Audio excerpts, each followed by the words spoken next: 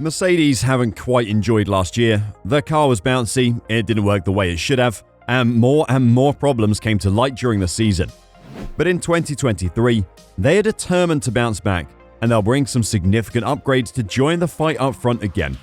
Will we see a Mercedes car finish first in the championship next year? Let's check out those upgrades.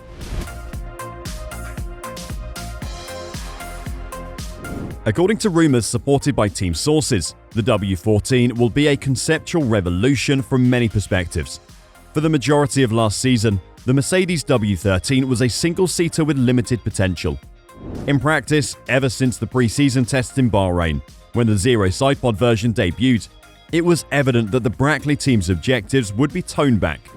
The biggest issue with that design was its tendency for porpoising, aerodynamic jolts, which hindered the team from realizing the problem that the technicians had seen in the simulations. In fact, to decrease it, ride heights well above the optimal level were required, resulting in a significant loss of downforce from the floor. Its unexpected behavior remained for a long time on various types of tracks, as the engineers, led by Mike Elliott, searched, seemingly with blind obstinacy, for the missing performance. In actuality, the decision to continue development was compelled by the necessity to fully comprehend the project's issues. In fact, with an eye toward 2023, it would not have made sense to abandon W13 development without first determining what was causing it to be so slow and nervous. In Brackley, they began to look for answers in Hungary, and it would have been conceivable to think about 2023 at that point. Development, on the other hand, continued until Austin, when it was still unclear which road to choose for the W14. Whether to make a clean split with the W13, pursuing principles similar to Red Bull, or preserving its fundamentals in terms of external lines. Toto Wolff recently stated that the W14 will retain much of the DNA from the previous car. The key alterations will be under the bodywork in terms of packaging and under the floor, which will be changed in several areas, particularly in the Venturi channel and diffuser throat sections. Given these assumptions, the side pod might have a similar shape to the W13, with vertical inlets at the front. However, it appears that the rear may be less tapered for two reasons. Aerodynamic, with a flat part at the level of the rear suspension, generating a T-shape at the back to maximize the efficiency of the diffuser by utilizing the beam wing. The family bond between the 2023 single-seater and its predecessor could be strong. However, the rear could be less tapered in favor of increased bottom rigidity and different flow control at the rear. If the sides remain minimum, like on the W13, vertical apertures and apparent deformable structures will be maintained. The second reason is structural. The huge floor area at the bottom of the W13 was particularly flexible at the ends, and to compensate, its thickness has been raised at the project level, increasing the weight. This year's minimum weight has been cut to 796 kilograms, making it more difficult for teams to downsize their cars. The gearbox will be a significant improvement over the previous one, with a new layout of the important components of the rear suspension. At the power unit level, the technicians led by Hal Thomas are certain that the engine's performance is comparable to that of Honda and Ferrari. In conjunction with Petronas, a major effort has been undertaken to optimize combustion, while also boosting consumption efficiency thanks to a new fuel formulation. Will these upgrades bring Mercedes back to the top step of the podium? To determine whether the W14 Mercedes car will be different from the 2022 car, is it necessary to find out where they went wrong last year? So, what exactly went wrong last year?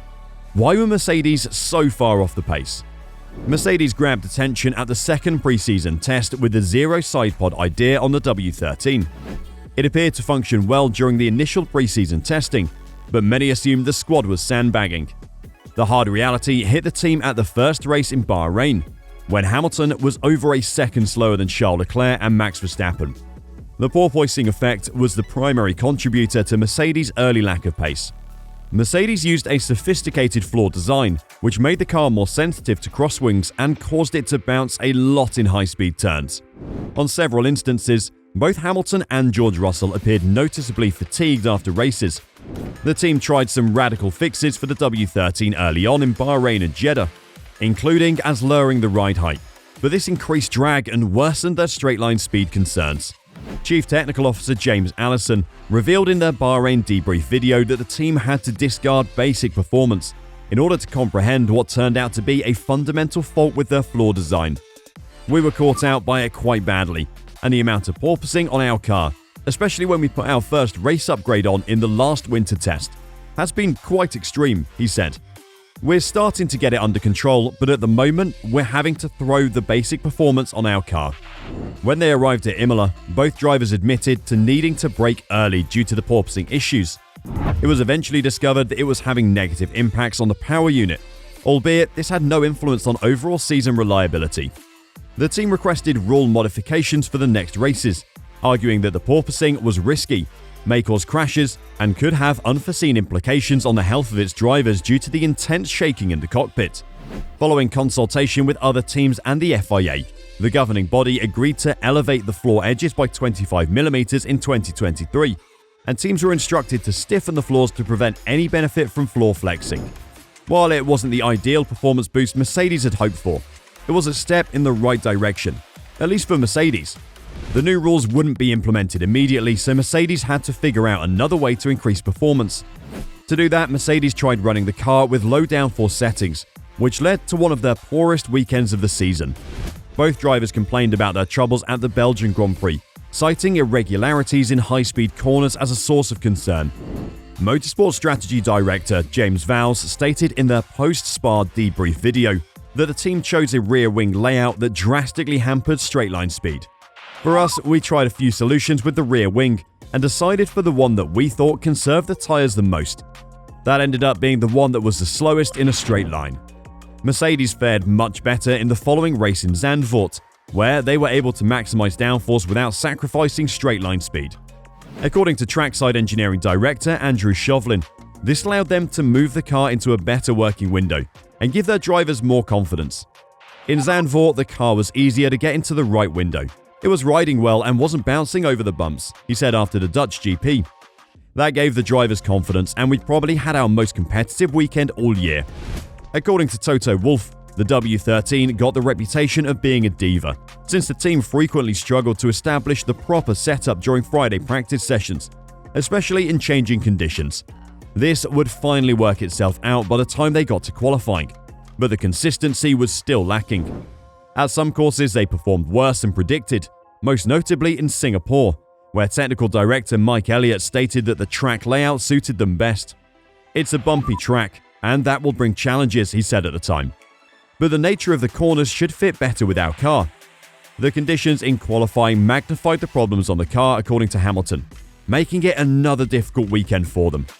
"I think our car, whatever the troubles that we have with it, it's compounded in the rain. It's a very, very hard car to drive in the rain," he said after the race, showing that once again the W13 was a nervous and unpredictable car. But they were getting there. The team's significant turning point came in the latter quarter of the season, when they introduced their final aero modifications. Hamilton acknowledged that the car was getting better and better by this point in the season. "I really enjoyed driving around the track, because the car is feeling better and better as we learn to understand it in more detail," he said at Mexico. These modifications, together with the prior floor overhaul, have put Mercedes back in contention for race victories. Mercedes qualified within half a second of Red Bull in both races in Austin and Mexico, beating Ferrari on merit both times. However, poor tyre selection in the weeks leading up to the race, according to Vowles, impacted their racing strategy possibilities. This meant that the team had to wait until Brazil to see their efforts to fix the W13 rewarded with a Grand Prix and sprint victory double at Interlagos. Even though the victory came after a character-building season for the team, the last race in Abu Dhabi showed that Mercedes is still not capable of fighting for victories at any time or in any place. According to George Russell, attempts to comprehend the W13 should result in performance in 2023. Toto Wolff, on the other hand, remarked that one of Mercedes' worst performing cars in recent F1 history will have a special place in their museum. We can't wait to see that place. What do you think? Will Mercedes be able to overcome the nervous and unpredictable behavior of the W13? And can they transfer the good unto their new challenger, the W14? Let us know your thoughts in the comments below. Thanks for watching.